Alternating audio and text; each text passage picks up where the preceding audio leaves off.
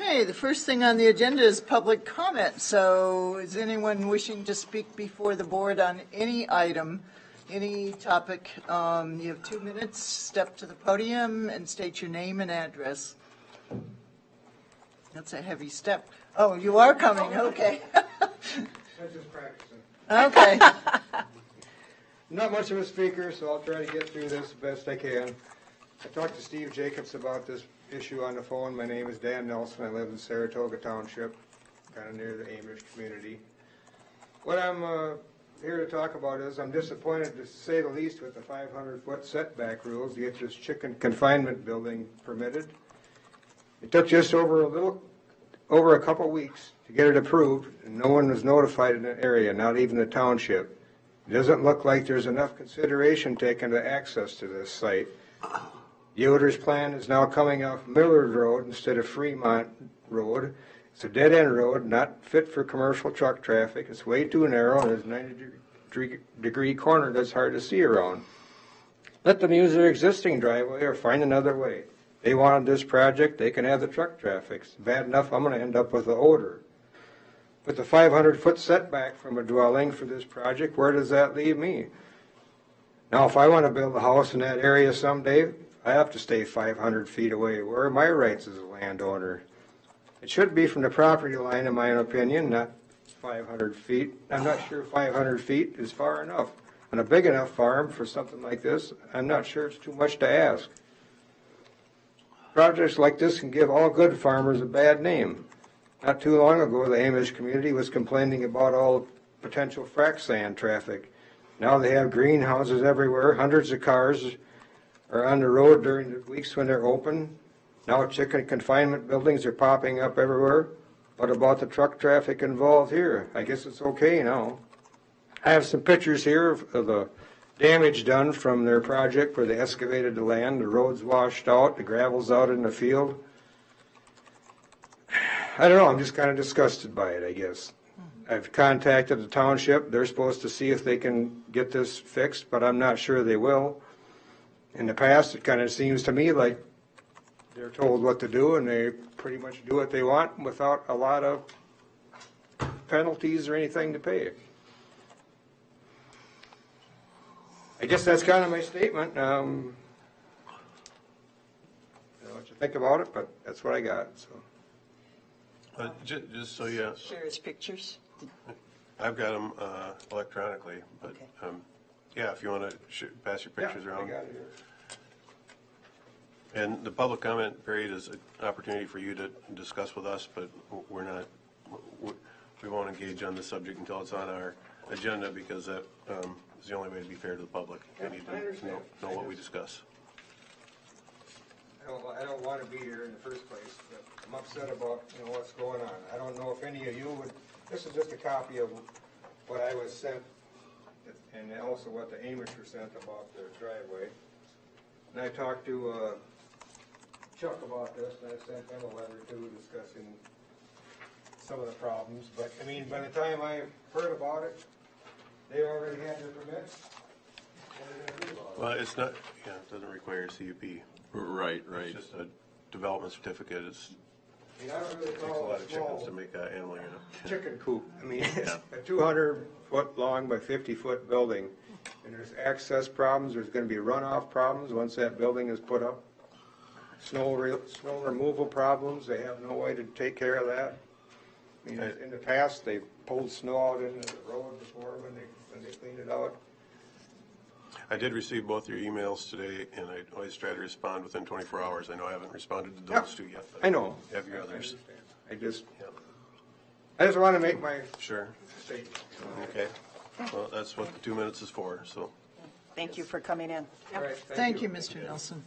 Thank you. Mr. Fritz, did you have a comment? Yeah, just some maybe a suggestion if you're interested. I think I know planning's been somewhat involved in this. It's not all falls under the county's jurisdiction. There's a township road that's involved and some other things there. And in terms of maybe clearing up or making it clarify for the board, you might want to put like a summary or some kind of informational item on the next agenda so you can review it together so you understand what parts, as Commissioner Jacob mentioned, for instance, the building didn't require any conditional use permit. It was permitted within the zoning ordinance as it is. But there are other issues, and I know that planning is sending out some correspondence to the owner to deal with some of the erosion issues that were caused when he added this additional access. The county only has certain things that we're involved with in terms of this property. The township has others. So it might want to be a good time to have the staff clarify that for the board. Thank you for that remark. Is there anyone else wishing to speak before the board? Okay, for the third and final time, is there anyone else wishing to speak before the board on any issue? Okay, thank you. We'll close the public comment period. Approval of the county board minutes of May the 14th. It's on page 11 of the agenda. Move to approve. Second. Okay, we have a motion to approve by Commissioner Olson and a second by Commissioner Jacob. All those in favor of approving the county board minutes from May the 14th, 2019 signify by saying aye. Aye. Oppose? Okay, board minutes are approved. Thank you. We're acknowledging receipt of the approved committee minutes for the Road and Bridge Committee of February 19th, 2019, and that's on page 16 of the agenda. I move to acknowledge. Second. Okay, we have a motion to acknowledge the committee minutes by Commissioner Jacob, seconded by Commissioner Ward. Any discussion? All those in favor of approving or acknowledging the minutes signify by saying aye. Aye. Aye. Oppose? Okay, thank you. Those are approved. Consent, comments, and approval of the agenda. Sorry. Mr. Fritz, did you have I something? don't have any. Okay, Commissioner Ward. Just one announcement, please. Okay. Yeah, I have a couple of announcements. Okay. A little update on the emergency management meeting this Okay. morning, and then the legislative session. Okay, I don't have anything. Do you have anything, Commissioner Olson? Commissioner Jacob? Nothing for me. Okay, Attorney Sonneman? Nothing from me. Okay, so the agenda approval on the consent business, is anyone moving anything? Didn't seem like it as we went through. Okay, can we have a motion? Not pulling anything. Okay, can we have a motion to approve the agenda? So moved. I'll second. Okay, we have a motion by Commissioner Olson, seconded by Commissioner Meyer to approve the agenda as written. Any discussion? All those in favor signify by saying aye. Aye. Oppose? Okay, the agenda is approved. Mr. Fritz, will you read the consent business, please? Okay, consent business committee recommendation 6.1, approve adding aggregate shouldering by contract to the 2019 Road and Bridge CIP in an amount of $220,000. Department recommendation 6.2, approve resolution authorizing application for Minnesota Housing and Finance Agency Family Homeless Prevention and Assistance Program. 6.3, appoint members to Workforce Development Board. 6.4, approve Criminal Justice Coordinating Council, explore juvenile and mental health jail-related care. 6.5, approve LG 220 gambling application for exempt permit, Pickwick Fire and Rescue. 6.6, approve renewal of liquor, beer, 3.2 malt liquor, and club on-sale retail liquor licenses. 6.7, approve monthly resolution. 6.8, approve renewal of regional administrative agency cooperative agreement fraud prevention investigation program. 6.9, approve renewal of purchase of services agreement with Lutheran Social Services of Minnesota for guardian conservator services. 6.10, approve renewal of income contract for sentencing to service and state of Minnesota. 6.11, approve emergency shelter agreement with St. Mary's University. 6.12, award bid for snow plow, dump box plow package to Universal Truck Equipment. 6.13, approve medical leave of absence. 6.14, confirm payment of disbursements. And that should be the consent agenda. Okay, thank you. We have a motion to approve. So moved. I'll second. Okay, we have a motion to approve the consent business as read by Commissioner Jacob, seconded by Commissioner Meyer. Any discussion? All those in favor signify by saying aye. Aye. Oppose? Okay, consent business is approved. Thank you. General business, this starts on page 72. We have a presentation for 2019 from the MCIT report. So thank you for coming and organizing this for us. Presentation.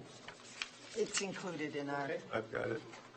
If you have, yeah, If you a have a colored colored one. Yeah, I'll take a color one. I'm Yeah, the donut chart. The donut chart would be That's true. more fun in color. Yeah, thank you. I've got it in color.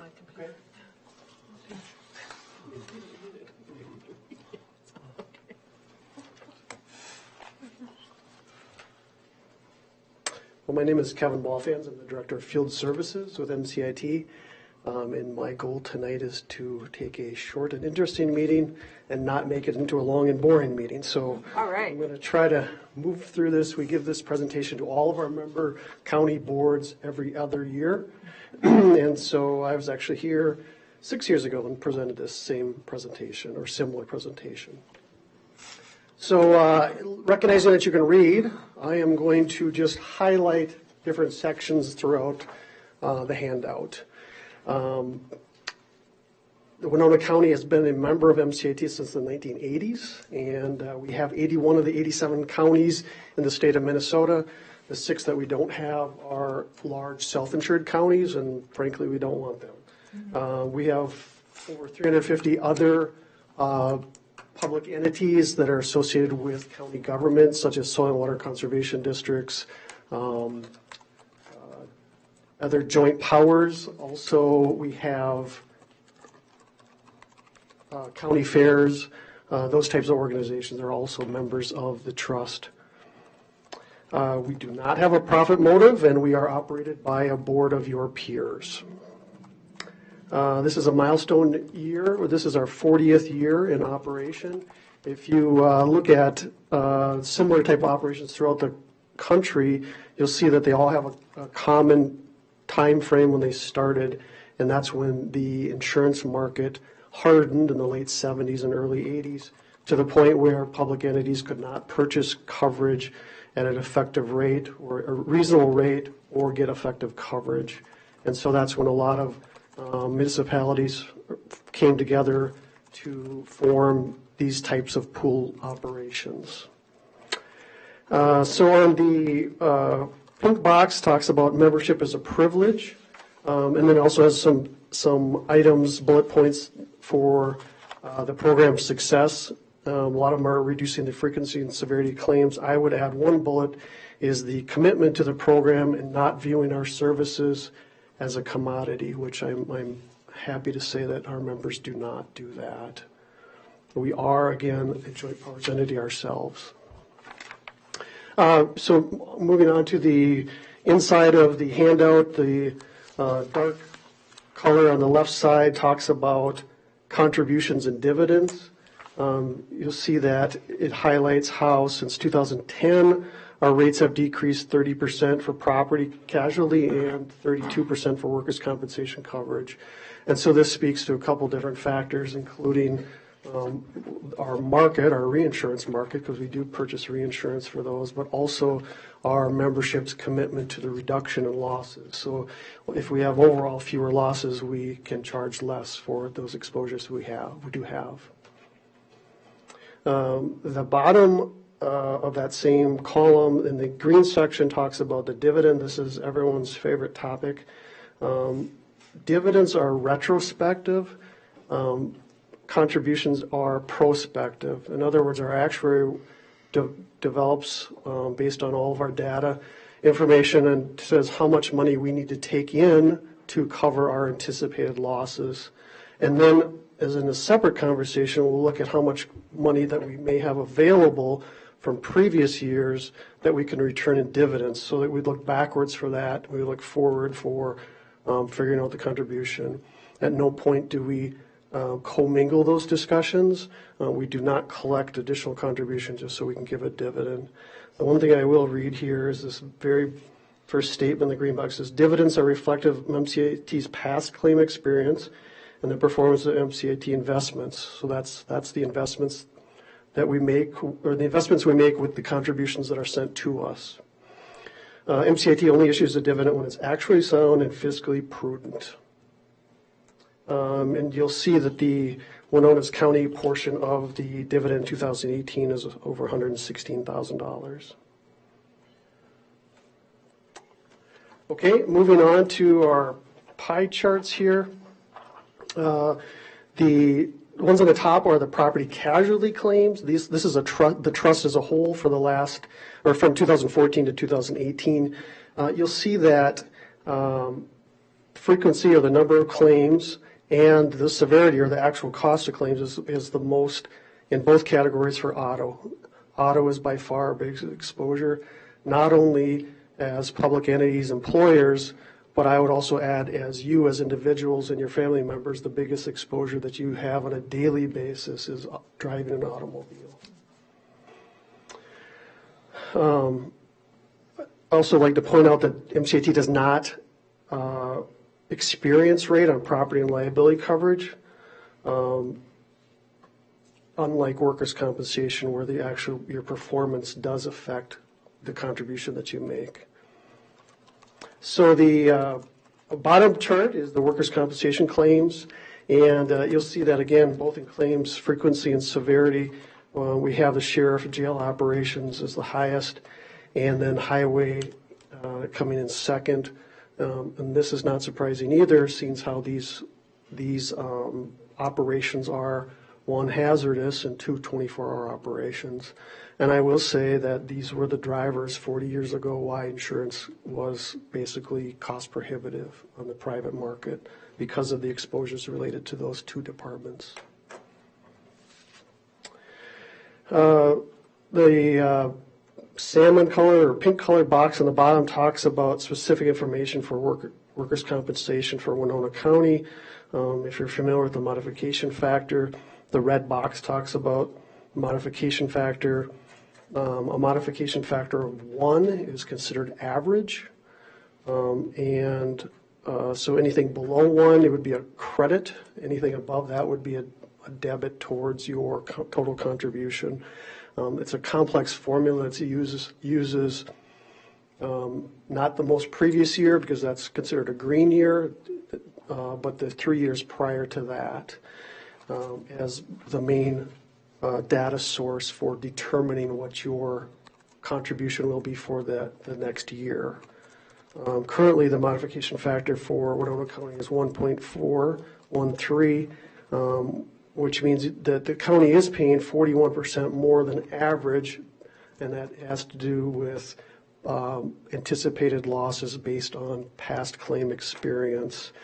I will add is that I do know that the county does have an active safety committee and is very involved with trying to prevent injuries and accidents here at the county. I was here in this room myself 6 weeks ago, sitting in on a presentation that was given by Brian Dowdy, our loss control consultant that works with your county, and he is here on a routine basis. And I will also add that he speaks highly of the types of operations and the types of things that the county is doing to try to prevent and reduce injuries and accidents. So we're very hopeful that this is going to start to trend or will trend in the correct direction. And maybe we, at some point in time, need a discussion with Ms. Holte because that's part of your area, right? And you have to follow Commissioner Pomeroy's lead. He got us way down to 8.78, and now you're here and we're up to 1.4. I think he said it was not even last year. Commissioner Pomeroy was always proud to have that out very low. He was very good. And I don't know that It is good, though. Yeah, it is really good. But now we're up to 1.4, which is But I'm given to understand that it may even be a specific, like a claim. single specific incident. all right. Is Yeah. it? Okay. Yeah. All right. Single incidents can have a strong effect on the mod rate. They are capped at a certain amount in the formula, but they still, if you have very few claims, it does very much negatively affect it. The frequency of claims is also one of the factors, so the more claims you have, the higher the mod also. But again, I do know that the county is held up with high esteem in our office for adopting things that we present and being active and really trying to work hard at this. So and which we would like to continue to do. Okay. All right. I don't expect it's going to stay out. Let's hope not. We'll see. Yeah. Next 'cause year, we'll see. That's right. We'll stay in May. If it makes you feel better, we do have members with 1.7 mods, so. No, it doesn't. Yeah. No. Moving on to the column on the right, the light blue color. This is notable coverage enhancements for 2019. We do not change our coverage document a lot, but we were able to add some increased enhancements based on our membership's needs. Most notable, we've got an increase in the data compromise or Cyber One coverage limits was increased by $50,000. The builder's risk sublimits, the automatic coverage for building projects has increased $250,000 to $750,000 for the structure itself. Drone coverage. Previously, we had drone coverage only available for law enforcement activities based on the maturing of the drone industry and us now having additional information regarding how to properly underwrite and what the exposures are. We are able to forward that or allow that or give the opportunity for coverage to be extended to all drones. A lot of highway departments, a lot of land use departments are looking at drones if they don't already have them to try to help with some of their operations. Just as a quick aside, if you're wondering how drones are underwritten, which I'm sure it's crossed your mind several times, it's actually done by weight. The weight of the drone seems to be the factor that we can use to help determine the exposure. So if we get a fleet of those that you can ride in, they'll cost us quite a bit. Actually, that would probably be considered an aircraft, which is excluded. No, they're still a drone. They're called So, drones. You can ride in them, Actually, you probably wouldn't want to see what the contribution would be for that. If we don't have a drone, then we're getting discounts, right? You are not paying into the pot of money, no. The electronic data processing equipment coverage is also enhanced. We found that our members, when they were bringing voting equipment to the various locations, may have a truckload of equipment with adequate or very underfunded for the exposure, and so we've increased that coverage limit significantly to help address that. The other and final enhancement is the liability coverage for Class 3 dams. I don't know if you have any here in the county, but a Class 3 dam has a very low hazard downstream exposure. Previously, we excluded all dam coverages, but we had counties that had these dams as well as soil and water conservation districts that were providing inspection services for these dams to help protect rural roads and farm fields and that. And so we were able to extend some coverage. I think the exposure is very low, but the need for coverage is definitely there.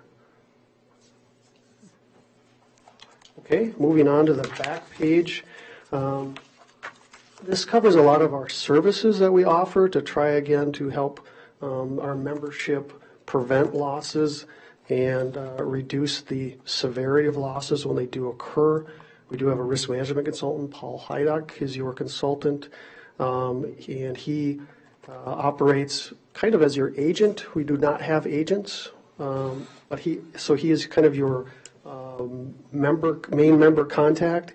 He also can help answer questions regarding our coverage document and how it would respond to certain exposures, or equally important, how it may not respond to certain operations that you're doing. Also very important, he will review contracts and joint power agreements from a risk management perspective. That's to try and help point out things that may give exposures to the county that may not be written favorably from a risk management standpoint. Also, as I mentioned before, we have a loss control consultant, Brian Dowdy, who works directly with the county staff to try to help reduce both property and workers' compensation type losses. The box in the light blue has has a listing of several training opportunities. We are going to be at the AMC regional meetings coming up very soon here, and presenting on liability as related to jail suicide. So we're going to have a very brief session during that AMC district meeting. One other thing I want to make sure I cover, the Employee Assistance Program. The Employee Assistance Program is purchased on the county's behalf by MCIT. All member counties and all members, their elected officials and employees and their families, again, as their immediate families, are eligible for the Employee Assistance Program at no charge. It's a confidential service. We use it as a risk management tool. We find that if employees and elected officials have an outlet for personal issues, that they're less likely to bring that into the workplace, which reduces internal conflict as well as can prevent injuries and accidents, as well as lawsuits associated with personnel type of issues. We pay for that service regardless if it's used. We'd like to have at least 4% utilization rate. It's also an indicator that the program is being communicated to employees. 2018, the Winona County's participation rate coincidentally was 4%, which is, I think, which is good news, at least the way we view it. The final thing I'd like to talk about or just point out is the very bottom box, the dark blue. Commissioners are encouraged to support safety initiatives internally. We've already talked about some of your work with supporting the Employees Safety Committee, attending training, learning how coverage applies before making financial decisions, again, so that you can know what your exposures may be and how our coverage may respond or, again, may not respond. And again, engaging MCIT at all levels. It's something that we're here to serve our county members first and our other members second. And so we always appreciate being engaged and being reached out to with questions. So with that, I would like to thank you for, one, putting me on your agenda, and on behalf of the Board of Directors and the staff, thank you for being a member of MCIT. Thank you for coming. So are there any questions? More of a comment. You have to greet Robin Sure. for us. And I do like the trend, the green box on the inside, the amount of the dividend. It is going down, which I appreciate. I don't like paying more up front and then getting the dividend. I like it. We kind of adjusted that a little bit. We used to get a lot of money back. That meant we were paying a lot up front, and then we get this little bonus in the end. So I appreciate a smaller dividend. And MCIT is a, we do need to respect it as a valuable tool that we all belong to, and use your resources. And thank you. You've really kind of changed how we do some of our business, which is to our benefit and our taxpayers' benefit. So I guess we don't let people drive because that's the worst thing we can do. So everybody's got to stay home. We'll have to telecommute, right? Risk avoidance is only one technique, so cancel that fleet. Don't let anybody drive. Transport officers. Yeah. Okay, thank you very much. Thank you. Yes, hope you enjoyed your trip Will down you, and will you have be back on Monday? Yeah, our meeting's Monday. I'm sorry? Yeah, our regional meeting's AFC. Monday. Yeah. It's here. I may. Jennifer Wolf will be presenting. Okay, Jennifer. Okay, good. Always good I to see have to Jennifer. present her presentation 3 times, so I may come to see her presentation. So. Oh, okay. You can come back on Monday, bright and early Monday morning. I'm not an attorney, she is, and so I need to see how she developed this presentation. Good. Well, thank you for all that you do. Okay, let's go through the announcements and Commissioner Ward. Yeah. Well, speaking of risks and liabilities, I experienced, and Commissioner Olson on a personal said he got something too. There's a lot of stuff going on with email, internet. I had a request from the president of AMC, and it looked quite official. He used the AMC address and everything, and he was looking for me to call him back very quickly. He had a favor to ask. And then the next email was they wanted gift cards purchased. And this sounded very strange over a holiday weekend that way. So I did make a quick call to AMC, or to Scott Schulte, the president, this morning. He says, no, I don't need your gift cards. And I think Commissioner Olson had something on a personal level too. So there's a lot, if anybody asks you to go out and purchase gift cards, don't delete it right away. But there's a lot of scams going on, or what do they call it, phishing? Not with an F, but a P-H. Yeah. And our AMC district meeting is here, District 9 is here Monday, June 3rd at 8 o'clock over at the History Center. And we should all be there to show a good host. But seriously, AMC sets everything up. All we got to do is show up and partake. So 8 o'clock Monday morning. Thank you. Good, thank you. Commissioner Meyer. Two things. The Emergency Coordinating Committee met this morning. I was surprised to learn that we've had, like if you consider in the county borders, the townships and the cities and the county losses as a result of the spring thaw and the flooding was like $500,000, which is quite a lot. And Ben Klinger, they're going to have a second meeting. There was some paperwork snafus, but he said that he thought it would all get reimbursed, and he would be doing some planning to make sure that in future the paperwork's better organized. But he said that about 210 of that, those losses were for county roads. So For what? county roads, damage to county roads. Yeah. The FEMA and the state will be reimbursing.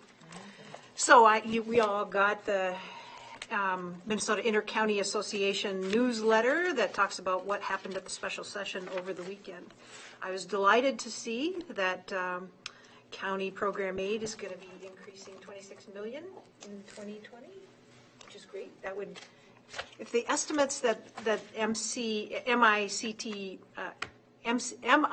made earlier in the year, that would be like a couple $100,000. So that'd be like a full levy point for us, but not in 2019, not till next year. Some other parts of their newsletter, particularly some of the health and human services stuff, I don't know enough about those programs to know if it ended up being a good thing for Child Protective Services or not. So I'm interested to hear in the next few weeks the analysis to find out what comes out for us better financially and what doesn't. Just a comment, I'm sorry to say that the county program aid will probably not cover the shift in cost From other with stuff, human yeah. services, because the human service budget got cut, parts of it got cut significantly. So what do? Shift it to us. So, yeah. But we'll wait and see. Yeah. Did you want an agenda item for legislative analysis later? Why don't we wait and see what we get Okay. when we, So we- yeah. yeah, when Micah has its next meeting and maybe And what we learn. AMC on Monday. Yeah, Okay. AMC will be- Okay, and we do need to add an agenda item for a discussion on Mr. Nelson's issues that he brought before us. Mr. Fritz was saying that earlier, so if we have a second for that, I guess we could add that to a future agenda. Is that ready for that yet, or do you want? I was going to, we don't have to have an agenda, I was looking for a report on the information to Okay. understand, so we could just have the case send that to the board. If that's, Just so we get an update. yeah. Okay, thank you. Okay, look for a motion to adjourn. So moved. Second. Okay, we have a motion to adjourn by Commissioner Olson, seconded by Commissioner Jacob. All those in favor signify by saying aye. Aye. Oppose? Okay, the meeting is adjourned. Thank you very much.